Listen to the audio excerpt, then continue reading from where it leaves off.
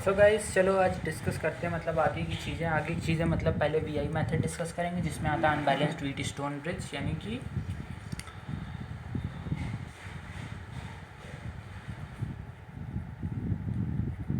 Wheat stone bridge.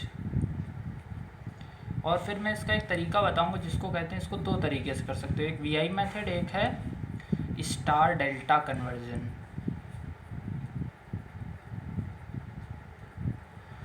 दो तरीके हैं इसको करने के। देखो मान लो कोई भी तुम्हारे पास सर्किट है, 2 1 2 2 और यहाँ मान लो 1, ठीक। तो एक बात ज़रा समझो, इसको वीआई मेथड से अगर करना है तो सबसे पहले एक चीज़ समझो कि जो तुम्हारा सर्किट में आर नेट होता है वो तुम्हारा V अपॉन आई नेट के बराबर होता है, ठीक है। तो अगर तुम एक इसको V वोल्ट की बैटरी से कनेक्ट कर दो और यहाँ का पोटेंशियल X मान लो, यहाँ का पोटेंशियल Y मान लो और फिर लगाओ पॉइंट पोटेंशियल मेथड, तो ज़रा एक बात सोचो, अगर यहाँ से करंट I निकला है तो यहाँ पे करंट I गया होगा, ऊपर करंट I1 गया होगा, नीचे करंट I2 गया होगा, ठीक है। और I1 जो होगा वो क्या होगा, V minus X by two, V is equals to I R होता है। और I2 जो होगा वो क्या होगा, V minus Y by two. और अगर तुम आर नेट निकालो तो V upon I1 plus I2 यानी कि V minus X by two plus V minus Y by two, यानी कि V upon 2V minus X plus Y by, और 2 ऊपर चला जाएगा 2। तो ये तुम्हारा आर नेट होता है जनरल, लेकिन एक्स और वाई निकालना ही यहाँ सबसे बड़ा गेम होता है। तो एक्स और वाई तुम कैसे निकाल सकते हो, जनरली हम पॉइंट पोटेंशियल मेथड ही लगाएंगे क्योंकि हमें वही आता है। तो लिखो X minus two by X minus B by two plus X minus two by X minus zero by, यहाँ जीरो हो जाएगा ना, X minus zero by two बराबर, और एक और होगा x minus Y plus X minus Y by one बराबर जीरो। इक्वेशन 1। इक्वेशन 2 बना लो, y minus V by two plus Y minus zero by one plus Y minus X by one बराबर zero. दोनों को सॉल्व करो, x minus two V plus X plus two X minus two Y बराबर zero. तो 2x वो 2x और 4x, तो 4x minus 2y बराबर 2v, इक्वेशन नंबर 1। और दूसरी इक्वेशन क्या बनेगी इसको सॉल्व करने पे, कि y minus V plus 2y plus Y minus X, तो y 3y प्लस 4y, ये सारी y और माइनस एक्स बराबर v। तो ये हो गया तुम्हारी दूसरी इक्वेशन, और 4x माइनस 2y बराबर 2v, ये तुम्हारी पहली इक्वेशन। और 4y माइनस एक्स बराबर v बराबर तुम्हारी दूसरी इक्वेशन। तो ये तुम्हारे पास दो इक्वेशन है। अब इन दोनों को सॉल्व करते हैं और इससे मतलब फिर इनके सॉल्यूशंस निकालते हैं और फिर यहाँ पुट कर देंगे x। तो मुझे देखो बेसिकली निकालना है x प्लस वाई, तो अगर मुझे x प्लस वाई निकालना है तो सॉल्व ही करके निकालना होगा, और क्या तरीका ही है ही, मुझे तो नहीं दिख रहा और कोई तरीका। तो अगर सॉल्व करें हैं तो सबसे पहले हमें एक चीज़ सीखनी चाहिए, क्या है वो ये है कि इस तरह मतलब सॉल्व करके मतलब हम लोग निकाल सकते हैं और यहाँ रख देंगे वैल्यू तो हमारी आ जाएगी। मैं सॉल्व नहीं कर रहा हूँ, अब सॉल्व करके देखो कहीं कैलकुलेशन मिस्टेक हो कि नहीं, पर ये बहुत लंबा मेथड होगा। आप सॉल्व करोगे, रखोगे वैल्यू, फिर आर नेट आएगा, वी और वी कैंसिल हो जाएगा। आगे मैं नहीं सॉल्व कर रहा हूँ, पर ज़रा एक बात समझो कि इसको अगर कोई शॉर्ट तरीका हो, क्योंकि बेसिकली सर्किट तो तुम्हारा यही है, 2 2 1 2 2 1, ये सर्किट है तुम्हारा। तो बेसिकली शॉर्ट तरीका ये होता है कि ये सर्किट जो होगा मतलब तुम्हारे पास ये जो सर्किट है ये 2 है, अगर तुम्हारे पास ये जो सर्किट है इस तरह का, जो सर्किट है इस तरह का, अगर यहाँ पे ये सर्किट तुम्हारा कुछ इस तरह का है और इसका ट्रांसफॉर्मेशन इस तरह में हो जाए, इस तरह में, तो ये तुम्हारे लिए बहुत मतलब कम्बरसम टास्क नहीं बचेगा, क्योंकि फिर ये कुछ इस तरह की फ़ोटो बन जाएगी।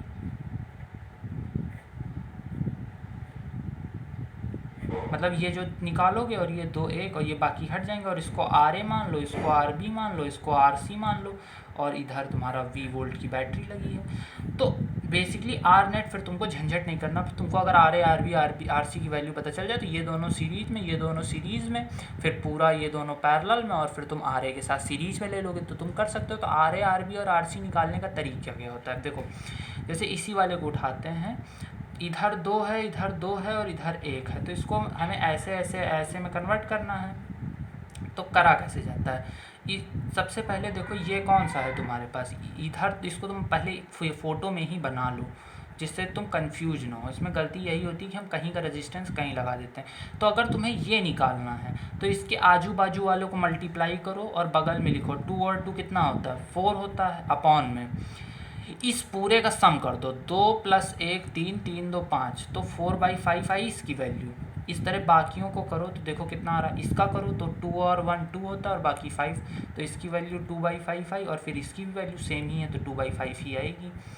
अब इसको ज़रा सॉल्व करो सर्किट को, फिर मुझे मतलब आंसर पता है इसको सॉल्व करने के बाद क्या आएगा, तो इसलिए मैं बताऊँगा कि इसमें वही आंसर आ रहा है कि नहीं आ रहा है। देखो तो इसको जब तुम सॉल्व करोगे तो 4/5 प्लस इधर एक ब्रैकेट में सॉल्व करते हैं 2/5 + 2 5 2 × 10 12/5 इंटू 5 5 7/5 अपॉन 12/5 + 7/5, इसमें जोड़ना है ये कितना 12 × 7 अपॉन 25 अपॉन 12 7 × 19 अपॉन 5, 5 से 5 कट गया तो आंसर आया 4/5 + 12 × 7 अपॉन, देखो इतनी छोटी सी वो लिया था वैल्यूज़ तब भी कितनी नौटंकी हो रही है, 19 इतना आया।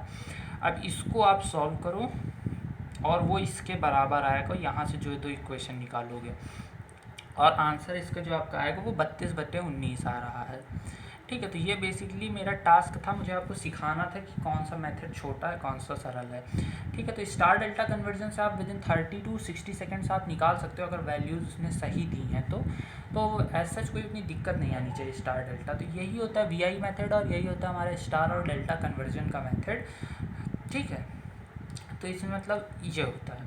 अब हम कुछ और कॉम्प्लेक्स सर्किट्स देखते हैं, सिमेट्री सर्किट्स को देखते हैं, डिस्कस करते हैं जो इस तरह का यार जल्दी सवाल आते नहीं, मतलब आईआईटी एडवांस में भी जल्दी नहीं पूछा गया है। आईआईटी एडवांस कॉन्सेप्चुअल पूछेगा कि तुमको फंसा देगा कि व्हीट स्टोन ब्रिज कहीं ना दिख रहा हो, तुमको कुछ और चीज़ें कहीं ना दिख रही हो। तो देखो सिमेट्री सर्किट्स क्या होते हैं, हमारे पास 2 सिमेट्री होती हैं, एक होती है मिरर सिमेट्री, एक होती है फोल्डिंग सिमेट्री। अब सबसे पहले सिमेट्रिक सर्किट हेडिंग बना लो, सिमेट्रिक सर्किट्स। सिमेट्रिक सर्किट्स क्या कहते हैं, देखो जैसे सबसे पहले सिमेट्रिक सर्किट है मेरे पास, सबसे पहले एक होता है मिरर सिमेट्री। मिरर सिमेट्री क्या होता है, देखो सबसे पहले जैसे मान लो ऐसा कोई सिस्टम है आपके पास, ठीक है, ऐसा कोई सिस्टम है आपके पास,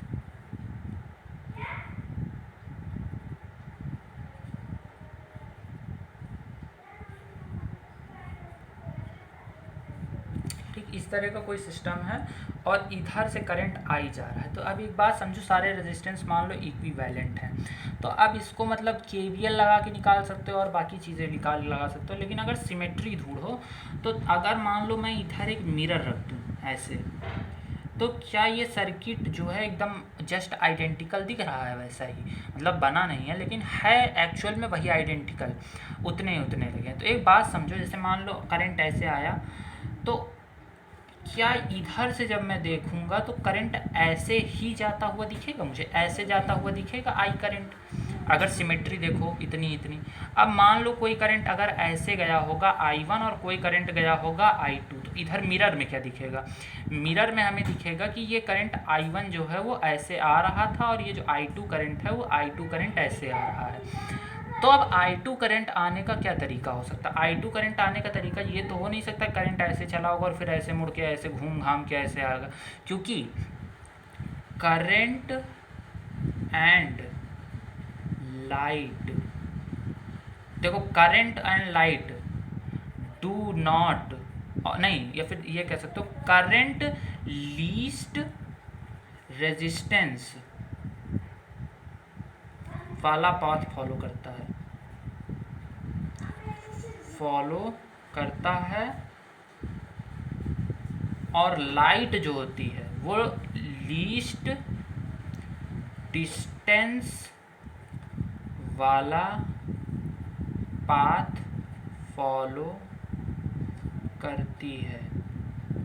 ये मतलब एनसीईआरटी में दिया भी हुआ है, और वह आप मतलब सीखोगे भी कि उसमें आपका जो वो आती है ऑप्टिक्स आती है, उसमें आप इसको सीखोगे भी कि लाइट जो होती है वो आपका लीस्ट रेजिस्टेंस वाला वो लीस्ट शॉर्टेस्ट पाथ फॉलो करती है। एक एनसीईआरटी में पैराग्राफ भी दिया होगा आपकी क्लास 12th की कि एक स्विमर बैठा है, उसको ट्रैवल करना है नदी से, तो वो किधर ट्रैवल करेगा, तो ये पता चलता है कि जहाँ पे स्नेल्स लॉ वैलिड होगा वहाँ से वो ट्रैवल करेगा तो फास्टेस्ट पहुँच जाएगा जब मीडियम बदलता है।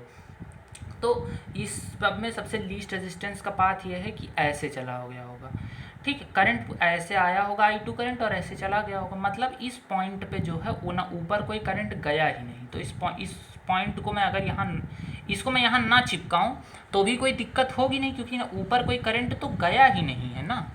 अब I1 करंट जो होगा वो कुछ इधर चला गया होगा, कुछ इधर चला गया होगा, और इधर वाला इधर से ऐसे आया होगा, इधर वाला इधर से ऐसे आया होगा, और यहाँ मिल गया होगा और I1 यहाँ करंट आ गया। और इसको तुम एक और चीज़ से समझ सकते हो कि I2 करंट सीधा इधर आया, इधर कोई नहीं गया, क्योंकि अगर यहाँ I1 आना है तो I1 थोड़ा इधर से आएगा, थोड़ा इधर से आएगा, तो यहाँ केवल I1 ही तो आएगा और कुछ थोड़ी ना आएगा। तो इसको मैं ये कर सकता हूँ, क्योंकि यहाँ को इधर ऊपर वाले में कुछ गर्म गया है नहीं, तो मैं इसको हल्का सा उठा देता हूँ यहाँ सर्किट को, तो ये सर्किट कुछ ऐसा बनने जाएगा, ऐसा। और इसको मैंने थोड़ा सा उठा दिया, मतलब अब मैंने चिपका नहीं रखा है इसको, तो अब ये इजीली सॉल्व हो सकता है। आप इसको अब आराम से सॉल्व कर लो, आपका सॉल्व हो जाएगा, तो आंसर आपका 6R/5 आ जाएगा।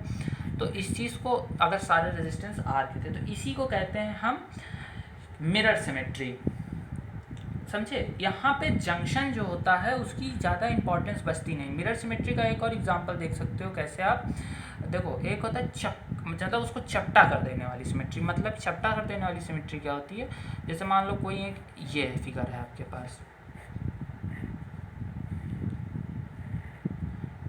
ठीक है, तो इसको कैसे कर सकते हो, इसको तुम मतलब इसका तुमको रेजिस्टेंस निकालना हो, मान लो इधर इसके अलॉन्ग निकालना हो तुमको रेजिस्टेंस, तो तुम कैसे निकाल सकते हो इसका रेजिस्टेंस। इसका रेजिस्टेंस अगर सारी साइड्स में सब में आ रहा है, ये एक बार कहीं टेस्ट वेस्ट में पूछा भी गया था मेरे, तो मुझे वही याद आ गया है। तो इसका रेजिस्टेंस निकालना इंटीजर टाइप में पूछा गया था, वही मिरर सिमेट्री ही है। इधर V है इधर 0, तो एक बात सोचो कि कुछ करंट इधर गया होगा I1 और कुछ इधर गया होगा I1, इधर गया होगा I2, इधर गया होगा I3। तो अगर तुम इसको टॉप व्यू देखो, मतलब इसको तुम ऊपर से देख रहे हो, तुम्हें ये कुछ इस तरह का दिखेगा ऊपर से देखने पे,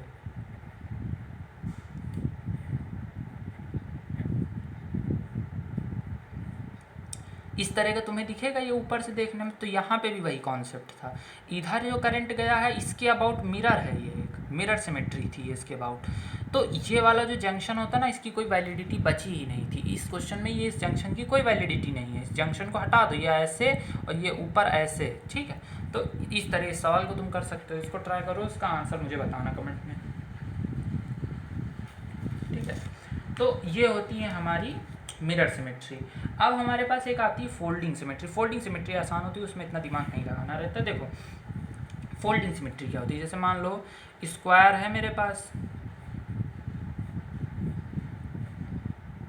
ठीक है, और ऐसे ऐसे ऐसे मैंने मान लो कनेक्ट कर दिया है। तो फोल्डिंग सिमेट्री करना बहुत आसान होता है यार। देखो फोल्डिंग किसके अबाउट फोल्ड कर दो तो एकदम चटाई की तरह फोल्ड हो जाए, तो देखो इसके अबाउट अगर तुम फोल्ड कर दो तो चटाई की तरह फोल्ड हो जाती है, और जिसके अबाउट तुम फोल्ड करोगे, देखो सारे सर्किट सिमेट्रिक हैं, यहाँ पे भी एक बना दो, तो बस इसको अगर फोल्ड कर दोगे तो ये कुछ इस टाइप का दिखेगा तुमको, और यहाँ पे भी एक लगा दिया जाता है एक रेजिस्टेंस, हाँ आपसे, तो ये तुमको कुछ इस रेजिस्टेंस के अबाउट फोल्ड कर दोगे तो यार तुमको कुछ इस टाइप का दिखाई पड़ेगा। फोल्ड करने के बाद मान लो इसके ऊपर तुमने ओवरलैप करा दिया इसको, तो जितने रेजिस्टेंस ओवरलैप हो जाएंगे वो सारे आधे हो जाएंगे अपने वैल्यू के। फोल्डिंग सिमेट्री ये कहती है, मतलब ये आर अगर सारे आर के थे तो ये सब R/2 R/2 R/2 के बचेंगे, ये आर का बचेगा, और तो R/2 R/2 R/2 3R/2 3R/2 और R, यानी कि 3R² upon 3R/2 plus R, यानी कि R कट गया तो 3R/2 अपॉन 3R/2 यानी कि 5/2, 2 कट गया, 3R/5 आंसर आना चाहिए। और ज़रा इसको सिंपली करके देखो, ये देखो कि कितना है 1 2 3 3R 1 2 3 3R, तो ऊपर बचा खाली दोनों पैरेलल में है, तो अगर R और R पैरेलल में होता तो R/2 इक्विवेलेंट होता था, यानी कि ऊपर आया 3R/2 और नीचे आया तुम्हारा R, देखो वही चीज़ बन रही है। तो फोल्डिंग सिमेट्री यही होती है बस, और कुछ नहीं होता फोल्डिंग सिमेट्री में, ठीक है। तो ये हमारी फोल्डिंग सिमेट्री के मतलब कुछ अच्छे सवाल थे और मिरर सिमेट्री के कुछ अच्छे सवाल थे। इसी तरह मतलब इनको हम कर सकते हैं, और मतलब बस यही सिमेट्री पहचान लो तो ही तुम्हारी मतलब सारी प्रॉब्लम्स हल हो जाती हैं। और एक होता है मतलब शॉर्ट सर्किटिंग का टर्म। शॉर्ट सर्किटिंग का टर्म ये होता है जैसे मान लो कहीं रेजिस्टेंस लगा है, जैसे मान लो ऐसे ऐसे ऐसे ऐसे ऐसे, ये प्लेन वायर मैंने जोड़ दिया, ये आर ओम का, ये आर ओम का, तो इसका इक्विवेलेंट रेजिस्टेंस पूछा जाता है। तो इसका इक्विवेलेंट रेजिस्टेंस आता है 0। क्यों 0 आता है? क्योंकि करंट ना इस रजिस्टर से फ्लो करेगा ना इस रजिस्टर से फ्लो करेगा, वो प्लेन वायर से फ्लो कर जाएगा। अभी बताया ना, करंट सबसे कम रेजिस्टेंस वाला पाथ फॉलो करता है, तो ये शॉर्ट सर्किटिंग का केस होता है। बस इतनी सी बात इसमें बस ध्यान रखनी थी कि ये शॉर्ट सर्किटिंग हो गई। यहाँ पे आपने सर्किट को शॉर्ट कर दिया, यानी करंट के लिए सर्किट को छोटा कर दिया, ठीक। ये तो यहीं तक मतलब हमारे चैप्टर का ये था। करंट इलेक्ट्रिसिटी बेसिकली जो थी वो यहीं तक थी। अब हीटिंग इफेक्ट जो होता है, देखो हीट जो होती है वो I square R D T लगा लो, चाहे लगा लो वी स्क्वायर बाई आर, और चाहे लगा लो बराबर V square by R into T, या फिर लगा लो वी आई टी, तीनों लगा लो, तीनों हीट के बराबर होते हैं। और पावर के लिए अगर पावर निकालनी तो पावर में इसको टी हटा दो सब में से, आई स्क्वायर आर पावर बराबर वी आई और पावर बराबर वी स्क्वायर बाई आर। ये तीन फॉर्मूले से आप मतलब तीनों हीट और पावर को कंज्यूम कर सकते हो, ठीक है।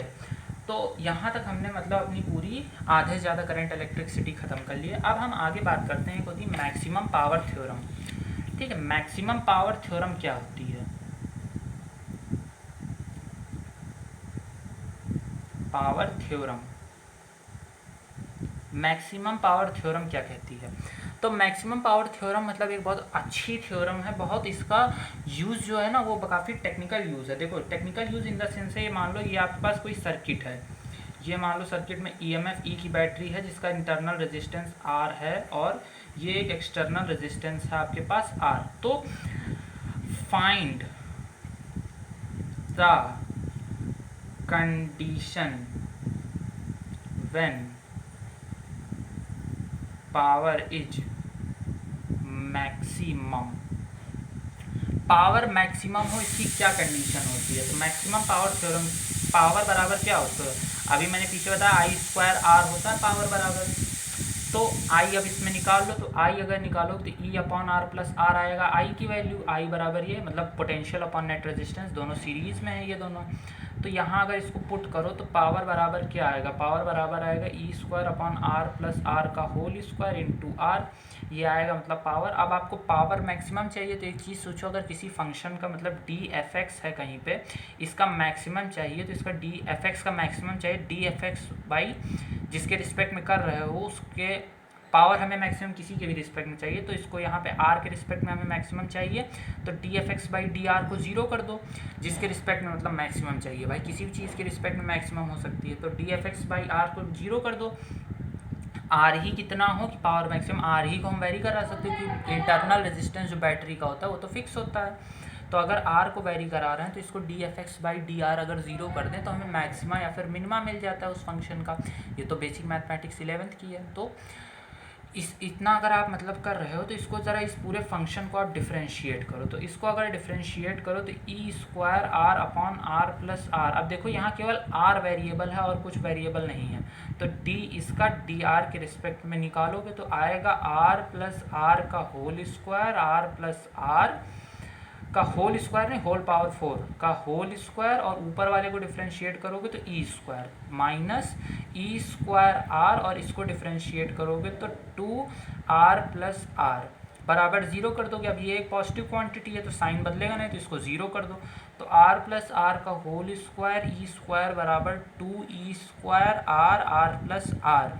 तो ई स्क्वायर कट गया और आर प्लस आर एक और कट गया, देखो कटा नहीं है वो, ई स्क्वायर तो चलो कट गया, तो आर प्लस आर का होल स्क्वायर माइनस 2 आर, काट भी सकते हो ये बराबर जीरो। तो एक कॉमन ले लो आर प्लस आर को कॉमन ले लो अगर आप, तो देखो क्या आपका कंडीशन बनती है, r प्लस आर को अगर आप कॉमन ले लेते हो तो r प्लस आर एक तो ये बनी, और दूसरी इक्वेशन बनेगी r plus are minus 2r, यानी कि r माइनस आर बराबर 0।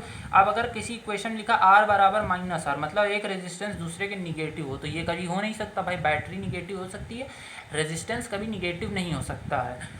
और रेजिस्टेंस का मतलब resistance is a physical thing, मतलब किसी का अवरोध कर रहा हो आप, तो निगेटिव थोड़ी ना होगा यार। आप कंडक्टर थोड़ी ना लगा दोगे वहाँ पे कि नहीं हम रेजिस्टर नहीं है, वहाँ वो लगा दे रहे हैं, मेटल वायर लगा दे रहे हैं वहाँ पे, तो ये कोई मीनिंगलेस है ये चीज़। तो ये ऐसे हटा दो, इसको हटा दो, उधर चला जाएगा ये। तो मीनिंगफुल क्या है कि इसको सॉल्व करो तो आर बराबर आ रहा है, ये मीनिंगफुल है। यानी कि जब आपका इंटरनल रेजिस्टेंस, अब स्टेटमेंट लिख लो इसको, when internal resistance is equals to external one, then maximum power is delivered through the circuit. जब आपका इंटरनल रेजिस्टेंस आपके एक्सटर्नल के बराबर होता है तो मैक्सिमम पावर डिलीवर होती है।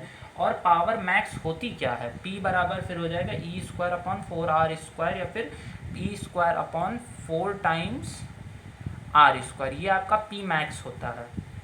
R बराबर R पे मिलेगा ये। लेकिन I मैक्स जो होता है, ये ज़रूरी नहीं है कि आपका I जो हो वो बहुत ज़्यादा हो, तो I मैक्स जो होता है वो आपका ये होता है E अपॉन 2R, या फिर E अपॉन 2 बड़ा R। ठीक है, तो ये सब तो बातें हो गई, मतलब एक थ्योरेटिकल एस्पेक्ट की बातें। अब जरा एक चीज़ मैं आपको बताता हूँ, आप उसको आराम से करो। जैसे मान लो कैसे बताऊँ मैं आपको, देखो मैं बताता हूँ कैसे करो आप। एक आपके पास 5 उसका वो है मान लो, और इसका इंटरनल रेजिस्टेंस 5 वोल्ट की बैटरी है, एक 5 ओम का रेजिस्टेंस मैंने लगाया है, और एक X लगाया है, X ओम का। ठीक है, अब मैं पूछ रहा हूँ X की वैल्यू क्या हो कि आपका जो मतलब X की वैल्यू क्या हो कि पावर जो हो मैक्सिमम डिलीवर हो। तो इस कंडीशन में अगर आपको X निकालना है तो x मतलब आपको ऐसी वैल्यू चाहिए x की जो मतलब आपको मतलब देखो यहाँ तो यार ऐसी वैल्यू अगर आपको चाहिए तो बड़ी मुश्किल हो जाएगी x की निकालने के लिए, क्योंकि आप मतलब यहाँ तो सिंगल दो थे, तो आप देखो इसको एक तो निकाल सकते हो आप भाई। इसको देखो इंटरनल आप पहले e निकालो, e हो जाएगा आपका, मतलब पहले आप निकालो p हो जाएगा I²R, और मतलब I की वैल्यू जो होगी वो 5 अपॉन मतलब ये EMF है, और 1 + x + 5 इसका ये होगा मतलब ये, और इसका स्क्वायर इंटू R। अब R क्या होगा जानते हो, यहाँ पे R होगा, यहाँ पे आपने एक्सटर्नल में कितना रेजिस्टेंस मतलब कनेक्ट किया। तो बैटरी का अगर इंटरनल रेजिस्टेंस आप मान लो 1 ओम, तो एक्सटर्नल आपके पास 5 + x बचा, तो आप यहाँ 5 + x मान सकते हो। तो फिर आप डिफ्रेंशिएट करोगे, नौटंकी करोगे, बहुत सारी वैल्यूज़ निकल के आएंगी, सब छाँटोगे वाटोगे, और फिर 1 घंटा लगाओगे, और फिर एक आंसर पोस्ट करोगे। उससे बढ़िया ये होता है कि आपको जितने गिवन रेजिस्टेंस हो आप सबको इंटरनल मान लो भाई। यहाँ इसको इंटरनल मानूँ चाहे इसको मैं इंटरनल मानूँ, ये तो मैं बता रहा हूँ ना कि ये इंटरनल है ये एक्सटर्नल है, तो यहाँ जितने गिवन है मैं सबको इंटरनल मान लेता हूँ। तो इंटरनल कितना हो गया मेरे पास, इंटरनल मेरे पास 6 ओम हो गया, और ये मैं बराबर कर देता हूँ x के, जो कि मेरा एक्सटर्नल है। बचे हुए को एक्सटर्नल मान लो, तो यहाँ पे स्टेटमेंट लिख सकते हो कि दिए हुए को इंटरनल मानो, लिख लो अपने कॉपी में, और बचे हुए को एक्सटर्नल मानो, और दोनों को बराबर कर दो, 6 ओम आ जाएगा। और इसको सॉल्व भी करोगे तो भी यही 6 ही ओम ही आएगा, समझे। तो यही होता मतलब सिंपल फंडा मैक्सिमम पावर थ्योरम का। और यहीं पे मतलब हम अपना करंट इलेक्ट्रिसिटी का जो चैप्टर है उसके 90% पार्ट को कंप्लीट करते हैं। अब हमारे पास सिर्फ इस चैप्टर में हमारे पास बचा है ऑप्टिकल इंस्ट्रूमेंट्स में बोल रहा हूँ। आपके जो इंस्ट्रूमेंट्स होते हैं, इलेक्ट्रिकल इंस्ट्रूमेंट्स आपके जो होते हैं वो बस हमारे इस चैप्टर के बचे हैं। हम उन्हें कंप्लीट करने के बाद इस चैप्टर को ओवर करेंगे। तो चलो मतलब वो इलेक्ट्रिकल इंस्ट्रूमेंट्स को भी कवर करते हैं। आपको ज़्यादा नहीं पढ़ना है, आपको बस खाली गैल्वेनोमीटर पहले एक तो बताया जाएगा। एक होता है गैल्वेनोमीटर, गैल्वेनोमीटर से एमीटर बनाना और गैल्वेनोमीटर से वोल्टामीटर बनाना। उसके बाद एक बताया जाएगा POTENTIO पोटेंशियोमीटर, और एक बताया जाएगा आपको मीटर ब्रिज। ठीक, तो 3 इंस्ट्रूमेंट्स हैं, इनको बारी बारी से कवर करते हैं। तो और मैं सोच रहा हूँ मतलब इनको नेक्स्ट ही लेक्चर में कवर करूँगा, जिससे कि ये तीनों एक साथ हो जाए तो आपको समझ भी आएंगे ये अच्छे से। सो इसको नेक्स्ट लेक्चर में मतलब कवर करते हैं। अभी के लिए थैंक यू।